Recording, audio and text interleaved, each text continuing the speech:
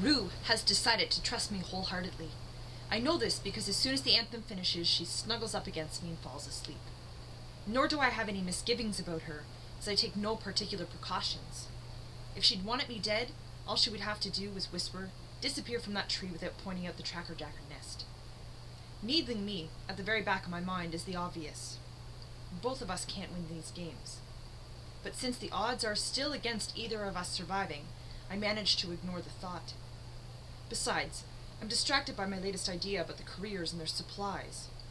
Somehow, Rue and I must find a way to destroy their food. I'm pretty sure feeding themselves will be a tremendous struggle. Traditionally, the career tribute's strategy is to get hold of all the food early on and work from there. The years when they have not protected it well, one year a pack of hideous reptiles destroyed it, another, a game maker's flood, washed it away. Those are usually the years that tributes from other districts have won. That the careers have been better fed growing up is actually to their disadvantage, because they don't know how to be hungry, not the way Rue and I do. But I'm too exhausted to begin any detailed plan tonight. My wounds recovering, my mind still a bit foggy from the venom, and the warmth of Rue at my side, her head cradled on my shoulder, have given me a sense of security. I realize for the first time how very lonely I've been in the arena, how comforting the presence of another human being can be. I give in to my drowsiness, resolving that tomorrow the tables will turn.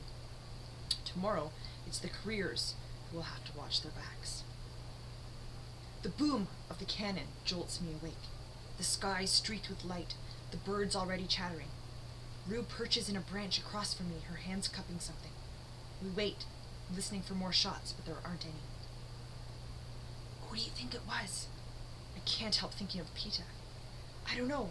It could have been any of the others, says Rue. I guess we'll know tonight. Who's left again, I ask? The boy from District 1, both tributes from 2, the boy from 3, Thresh and me, and you and Peta, says Rue. That's 8. Wait, and the boy from 10, the one with the bad leg. He makes 9 left. There's someone else, but neither of us can remember who it is. I wonder how that last one died, says Rue. No telling, but it's good for us. A death should hold the crowd for a bit. Maybe we'll have time to do something before the game makers decide things have been moving too slowly. What's in your hands? Breakfast, says Rue.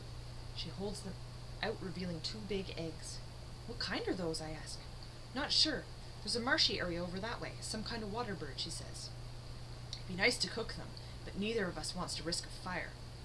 My guess is the tribute who died today was a victim of the careers, which means they've recovered enough to be back in the games. We each suck out the insides of an egg, eat a rabbit leg, and some berries. It's a good breakfast anywhere. Ready to do it, I say, pulling on my pack. Do what? Says Rue. But by the way she bounces up, you can tell she's up for whatever I propose. Today, we take out the careers' food, I say. Really? How? You can see the glint of excitement in her eyes. In this way, she's exactly the opposite of Prim, for whom adventures are an ordeal. No idea. Come on, we'll figure out a plan while I hunt, I say. We don't get much hunting done, though, because I'm too busy getting every scrap of information I can out of Rue about the careers' base. She's only been in to spy on them briefly, but she's observant. They have set up their camp beside the lake. Their supply stash is about 30 yards away. During the day, they've been leaving another tribute, the boy from District 3, to watch over the supplies. The boy from District 3, I ask. He's working with them? Yes, he stays at the camp full time. He got stung too, when they drew the tracker-jackers in by the lake, says Rue. I guess they agreed to let him live if he acted as their guard, but he's not very big. What weapons does he have? I ask. Not much that I could see. A spear. He might be able to hold a few of us off with that, but Thresh could kill him easily, says Rue. And the food's just out in the open, I say? She nods. Something's not quite right about the whole setup. I know, but I couldn't tell what exactly, says Rue. Katniss, even if you could get to the food, how would you get rid of it? Burn it? Dump it in the lake? Soak it in fuel? I poke Rue in the belly, just like I would Prim. Eat it? She giggles. Don't worry, I'll think of something. Destroying things is much easier than making them.